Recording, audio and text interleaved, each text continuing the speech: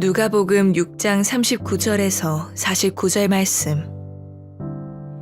또 비유로 말씀하시되 맹인이 맹인을 인도할 수 있느냐? 둘이 다 구덩이에 빠지지 아니하겠느냐?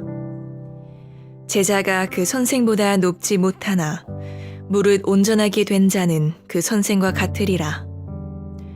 어찌하여 형제의 눈 속에 있는 티는 보고 내 눈 속에 있는 들보는 깨닫지 못하느냐? 너는 내 눈 속에 있는 들보를 보지 못하면서 어찌하여 형제에게 말하기를 형제여 나로 내 눈 속에 있는 티를 빼게 하라 할 수 있느냐? 외식하는 자여 먼저 내 눈 속에서 들보를 빼라. 그 후에야 내가 밝히 보고 형제의 눈 속에 있는 티를 빼리라.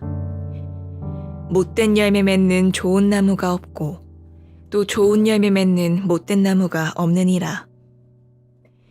나무는 각각 그 열매로 아나니 가시나무에서 무화과를 또는 찔레에서 포도를 따지 못하느니라. 선한 사람은 마음에 쌓은 선에서 선을 내고 악한 자는 그 쌓은 악에서 악을 내나니 이는 마음에 가득한 것을 입으로 말함이니라. 너희는 나를 불러 주여 주여 하면서도 어찌하여 내가 말하는 것을 행하지 아니하느냐? 내게 나와 내 말을 듣고 행하는 자마다 누구와 같은 것을 너희에게 보이리라. 집을 짓되 깊이 파고 주추를 반석 위에 놓은 사람과 같으니 큰 물이 나서 탕류가 그 집에 부딪히되 잘 지었기 때문에 능히 요동하지 못하게 하였거니와 듣고 행하지 아니하는 자는 주추 없이 흙 위에 집 지은 사람과 같으니 탕류가 부딪힘에 집이 곧 무너져 파괴됨이 심하니라 하시니라. 샬롬. 오늘도 하나님의 말씀으로 하루를 시작하신 여러분들에게 하나님 은혜와 평강이 충만하게 넘치시기를 간절히 축복합니다. 2025년 10월 24일 금요일 누가복음 6장 39절에서 49절 말씀을 가지고 참된 선생을 따르라 라는 제목을 함께 말씀 나누겠습니다. 인생이라는 여정 속에서 우리는 끊임없이 누군가를 따르며 살아갑니다. 부모를, 또 때로는 스승을, 때로는 시대의 지성과 유행을 길잡이 삼아서 걸음을 옮기죠.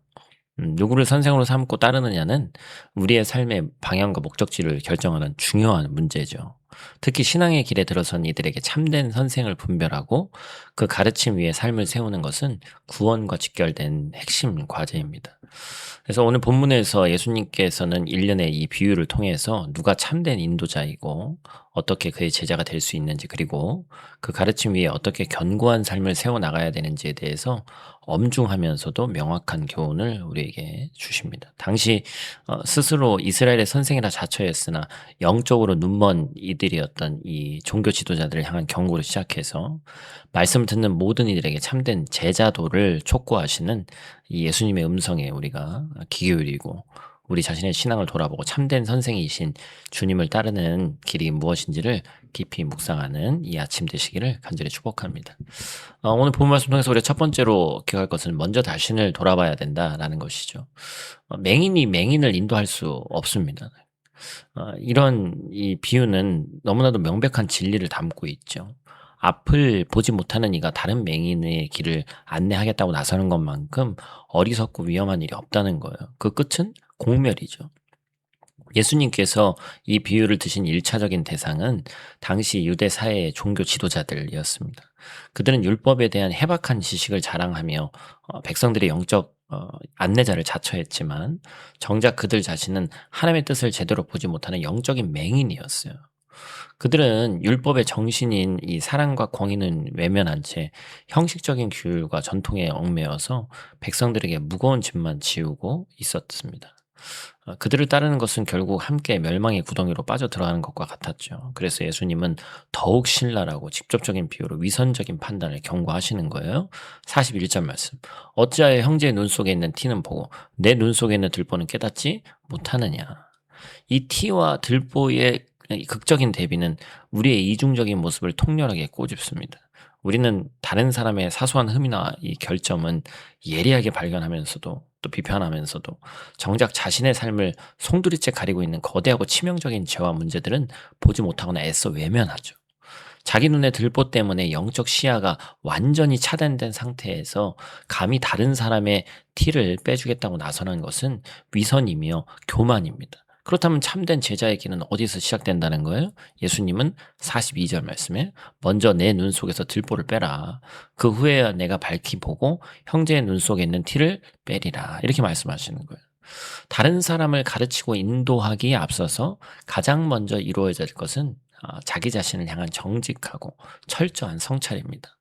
하나님의 말씀이라는 거울 앞에서 나 자신을 비춰보며 내 안에 도사리고 있는 위선과 교만, 이기심과 탐욕의 들보를 발견하고 그것을 제거하는 고통스러운 과정을 거쳐야 된다는 거예요. 이 자기 성찰의 과정 없이는 결코 다른 사람을 올바른 길로 인도할 수 없다는 것이죠. 참된 제자는 끊임없이 자신을 돌아보고 참된 선생이신 예수 그리스도를 닮아가고자 힘쓰는 사람입니다. 자신의 부족함과 죄인됨을 깊이 깨닫고 주님의 긍휼을 의지하면서 날마다 자신을 쳐서 복종할 때 비로소 우리의 영안이 밝아져서 사랑과 겸손으로 다른 지체들을 도와줄 수 있게 되는 것이죠. 이는 곧 좋은 나무가 좋은 열매를 맺는 것과 같습니다. 마음의 선함이 삶의 선한 행실로 이어질 때 우리는 비로소 다른 이들에게 생명을 주는 참된 인도자의 역할을 감당할 수 있다는 것이죠. 두 번째로 기억할 것은 행함 없는 믿음은 죽은 믿음이다라는 것입니다. 예수님의 가르침은 내면의 어떤 성찰에서 그치지 않고 삶의 구체적인 순종으로 이어져야 된다는 거예요. 예수님께서 자신에게 나와서 말씀 듣는 무리를 향해서 뭐라고 말씀하십니까? 46절 너희는 나를 불러 주여 주여 하면서도 어찌하여 내가 말하는 것을 행하지 아니하느냐 탄식 섞인 질문을 하시는 거예요. 입술로는 예수님을 주님이라고 고백하면서 그 주권을 인정하는 것처럼 보이지만 정작 삶에서는 그분의 말씀에 순종하지 않는 모순된 신앙을 지적하시는 거예요. 이는 오늘날 우리에게도 동일하게 던져지는 질문입니다. 우리는 수많은 예배와 찬양 기도를 통해서 주여 주여라고 부르지만 과연 우리의 삶은 그 고백에 합당한 순종을 채워져 있는지 한번 돌아봐야 되는 것이죠. 이 질문에 이어서 예수님은 너무나도 유명한 두 건축자의 비유를 통해서 순종의 중요성을 우리에게 말씀하십니다. 두 사람 모두 집을 짓고자 했고 아마도 둘 다 예수님의 말씀을 들었을 거예요. 그러나 그들의 결정적인 차이는 기초공사에 있었습니다. 한 사람은 땅을 깊이 파고 반석이라는 주추 위에 집을 지었어요. 이는 말씀을 듣고 행하는 사람입니다. 단순히 말씀을 듣는 것을 넘어서 그 말씀을 삶의 가장 깊은 기초로 삼기 위해서 땀 흘려 수고하는 사람이에요. 반면 다른 사람은 주추 없이 흙 위에 그냥 집을 지었습니다. 이는 말씀을 듣고도 행하지 않는 사람을 의미하죠. 그는 더 쉽고 빠른 길을 택했지만 가장 중요한 기초를 생략했습니다. 평안할 때는 항상 외관이 별 차이가 없어 보이는 거예요. 그러나 홍수와 탕류로 상징되는 인생의 시련과 유혹 그리고 마지막 날의 심판이 닥쳐왔을 때 그 결과는 완벽하게 극과 극으로 갈리는 겁니다.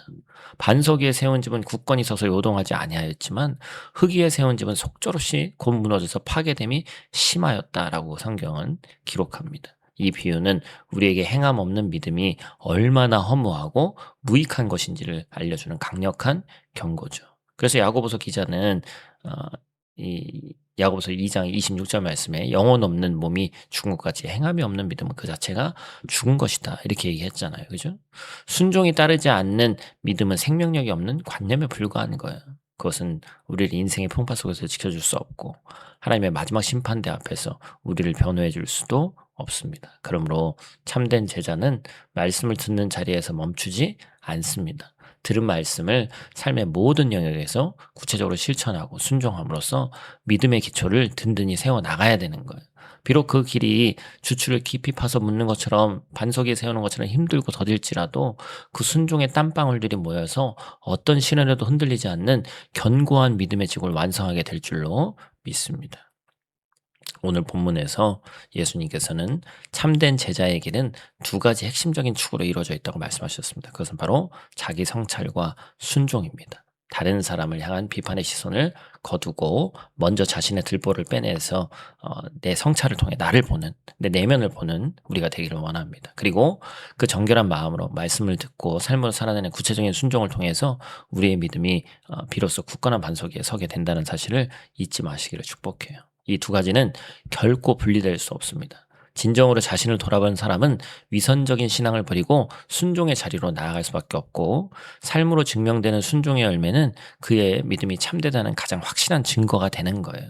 이제 우리는 입술로만 주여 주여 부르는 어떤 무력한 신앙을 넘어서 말씀대로 살아냄으로써 우리의 믿음이 살아있음을 증명해야 됩니다. 그럴 때에만 우리는 인생의 어떤 홍수와 탕류 속에서도 흔들리지 않는 견고한 믿음의 사람으로 유일하고 참된 선생이신 예수 그리스도를 온전히 따르는 제자로 당당히 서게 될 줄로 믿습니다. 오늘 말씀을 통해서 우리가 실천할 한 가지는 말씀을 행동으로 옮기는 하루 일순종, 소위 말하는 이제 그 챌린지 같은 거죠. 그래서 말씀을 듣고 좋은 말씀이다 해서 멈추지 말고 하루에 단 한 가지라도 말씀을 행동으로 옮기자는 거예요. 행함이 있는 믿음을 살아보자는 거죠. 그래서 예를 들면 용서에 대한 말씀을 들었다면 내가 그 사람을 용서한다는 것은 뭘 의미해요? 나도 사실은 어떤 부분에서 잘못한 것이 있다라는 것을 깨우치는 것이죠. 왜냐하면 100대 빵이라는 건 없기 때문에 그렇습니다. 그래서 우리가 좀 미뤄뒀던, 오히려 내 입장에서 사과를 받아야 될 것 같지만 내 입장에서 또 사과할 것들을 먼저 사과하는 거예요. 그건 내가 너무 심했다. 그렇죠? 그리고 또 감사에 대한 말씀을 들었다면 그날 하루 꼭 감사에 대한 노트 한 줄을 써보시길 바랍니다. 여러분, 행함은 거창하지 않아도 된다는 거예요. 단지 그 말씀을 들었을 때 즉시 순종하는 것이 더 중요하다라는 것입니다. 오늘 말씀 통해서 큰 은혜가 되시고 오늘 하루의 삶 가운데 말씀이 살아 움직이는 레마의 말씀 될 줄로 믿습니다. 우리 다 같이 있는 자리에서 함께 기도하고 마치도록 하겠습니다. 사랑과 진리의 주님, 오늘도 우리를 깨우시고 주님의 말씀 앞에 서게 하심에 감사를 드립니다. 세상의 수많은 소리와 인도자들 가운데 참된 선생이신 예수님만을 우리가 따르기를 원합니다. 그러나 우리는 종종 남의 눈 속에 티를 보고 내 안에 들보를 보지 못한 채 살아왔음을 고백합니다. 주님, 우리의 눈을 열어주시고 먼저 자신을 돌아볼 수 있는 은혜를 허락하여 주시옵소서. 말씀이라는 거울 앞에서 우리의 교만과 위선을 보게 하시고 그것을 빼내는 용기를 우리에게 허락하여 주시옵소서. 우리 공동체가 사람의 지혜가 아니라 주님의 진리 위에 세워지는 공동체 되기를 원합니다. 모든 성도가 말씀의 청취자에서 행함이 있는 제자로 성장할 수 있도록 도와주시고 눈먼 인도자가 아니라 빛 가운데 걷는 제자들로 살아갈 수 있도록 주님 도와주시옵소서. 오늘도 우리의 참된 선생이 되신 예수님 귀하신 이름으로 기도드립니다. 아멘.